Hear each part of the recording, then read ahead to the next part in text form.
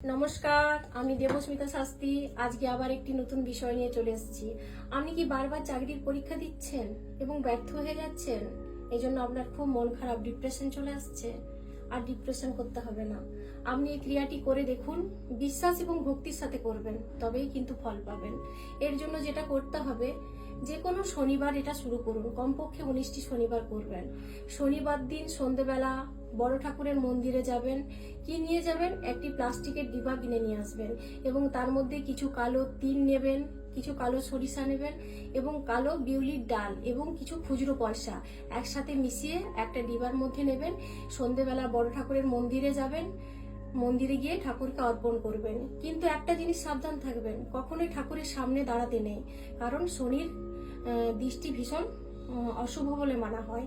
তাই জন্য হয় ঠাকুরের বাঁ দিকে দাঁড়াবেন, নচেত ডান দিকে দাঁড়াবেন এবং ঠাকুরের মুখের দিকে তাকাবেন না, সবসময় পায়ের দিকে তাকাবেন। হ্যাঁ, এভাবে ঠাকুরকে আপনি এটা অর্পণ করুন এবং নিজের মনস্কামনা জানান। এভাবে 19টি শনিবার করুন। আস্তে আস্তে দেখে যাবেন আপনার যে চাকরিতে বারবার বাধা আসছিল সেগুলো কেটে যাবে এবং আপনি নিশ্চয়ই সাফল্য পাবেন। ক্রিয়াটি ভক্তি এবং বিশ্বাসের সাথে করে দেখুন, ফল নিশ্চয়ই পাবেন। নমস্কার।